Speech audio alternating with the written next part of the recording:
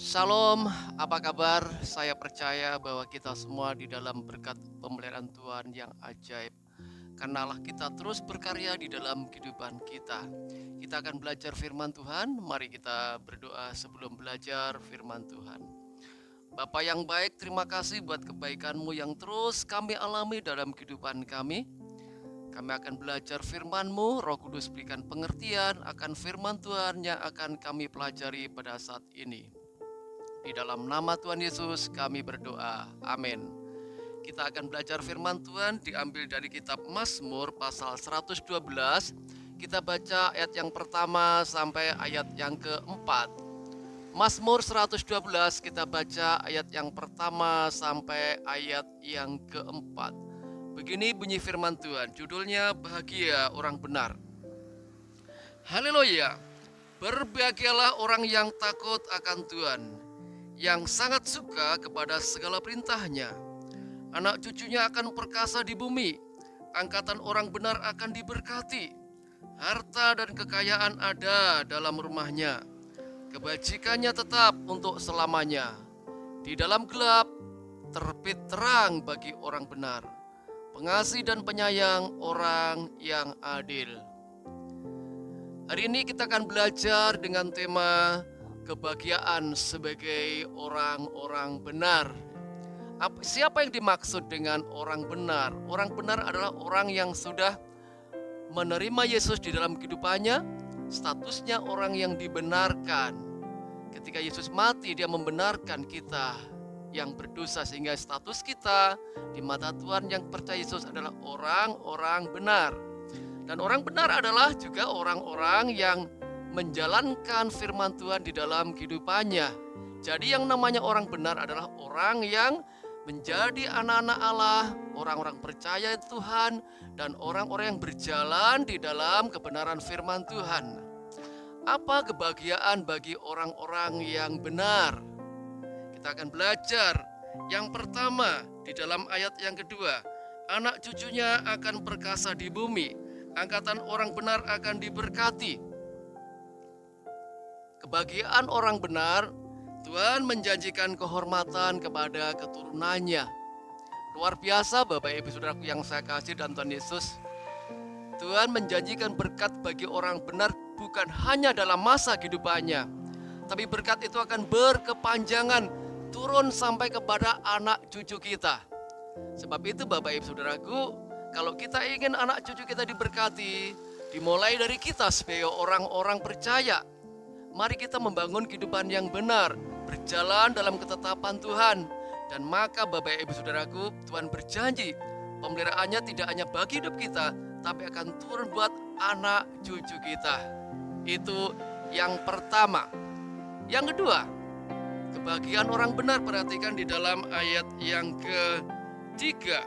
Di sana dijelaskan, harta dan kekayaan ada dalam rumahnya. Kebahagiaan yang kedua, Tuhan menjanjikan berkat secara cukup. Ini bicara soal keperluan kita sehari-hari. Tuhan tahu bahwa kita sekali kelak kita percaya Yesus dijanjikan jaminan surga, tapi kita masih di dunia. Perlu untuk menunjang keperluan kita sehari-hari. Perlu makan, perlu minum, perlu tempat tinggal, perlu berpakaian. Tuhan berjanji, dijelaskan, harta dan kekayaan ada dalam rumahnya. Tuhan akan mencukupi keperluan hidup kita untuk keperluan kita setiap hari. Tuhan tidak menjanjikan mewah. Tuhan tidak menjanjikan sesuatu yang kaya raya, tapi Tuhan menjanjikan kecukupan. Dalam doa Bapa kami dijelaskan di sana, bila pada hari ini makan kami yang secukupnya. Jadi kenapa Tuhan mengajar kita cukup? Supaya kita belajar terus bersyukur. Kita dicukupkan supaya kita belajar juga untuk terus bergantung pada Dia. Jadi berkat yang kedua, orang-orang yang benar diberikan jaminan Tuhan. Tuhan berjanji mencukupkan keperluan hidupnya. Kebahagiaan orang benar yang ketiga di dalam ayat yang ketiga bagian B. Kebajikan tetap untuk selamanya. Janji berkat yang Tuhan berikan yang ketiga, Tuhan akan menambahkan hikmat di dalam kehidupan kita. Kita tahu hidup ini perlu kebijaksanaan, perlu hikmat. Kadang-kadang kita tidak tahu apa yang kita harus putuskan di berhadapan sesuatu yang sulit. Kalau kita salah ambil keputusan, itu bisa membuat kehidupan kita semakin sulit. Sebab itu kita perlu hikmat Tuhan. Nah, Tuhan menjanjikan hikmat ketika kita berjalan sebagai orang-orang benar. Bapak Ibu Saudaraku yang saya kasih dalam Tuhan Yesus, hikmat itu satu pengetahuan yang diberikan Tuhan untuk mencari jalan keluar yang terhadap persoalan-persoalan yang kita hadapi tanpa kita melanggar firman. Dan Tuhan menjanjikan akan memberikan hikmat bagi kehidupan kita dalam menjalani kehidupan ketika kita berjalan sebagai orang benar. Yang terakhir, perhatikan di dalam ayat yang keempat. Di dalam gelap terbit terang bagi orang benar. Jaminan berkat yang keempat, ketika kita berjalan sebagai orang benar, maka Tuhan memberikan janji akan ada jalan keluar ketika kita menghadapi persoalan-persoalan. Kehidupan ini setiap hari kita dihadapkan dengan persoalan-persoalan. Tanpa kita duga, tanpa kita sangka, ketika semua berjalan baik, tiba-tiba bisa saja terjadi persoalan yang membuat kita terkejut, kaget, bingung. Nah, tapi Tuhan berjanji dalam nas yang kita baca tadi, ketika kita berjalan dalam ketetapan Tuhan sebagai tanda-tanda orang benar, maka Tuhan menjanjikan jalan keluar. Dikatakan dalam gelap akan terbit terang bagi orang-orang benar. Jadi kita bersyukur Bapak Ibu Saudaraku ya, kita adalah orang-orang yang sudah dibenarkan. Dan mari kita berjalan sebagai orang benar, ikuti ketetapan-ketetapan Tuhan.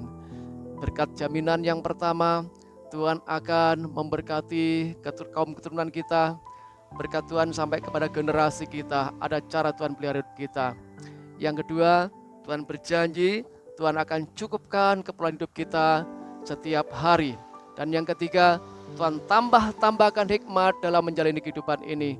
Dan yang keempat, Tuhan akan berjanji berikan jalan keluar ketika kita menghadapi persoalan-persoalan. Berjalanlah sebagai orang-orang benar. Mengasihi Tuhan, hidup dalam firman-Nya, haus akan firman, haus akan kebenaran. Amin, kita berdoa. Bapa, terima kasih buat firman-Mu. Tanamkan firman Tuhan dalam kehidupan kami.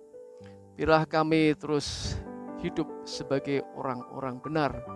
Sebab Tuhan sudah membeli kami dengan darah yang mahal. Biarlah kami berjalan dalam ketetapan-ketetapan firman-Mu. Terima kasih, terpuji buat nama-Mu. Di dalam nama Yesus kami bersyukur, kami berdoa. Amin. Tuhan memberkati kita. Amin.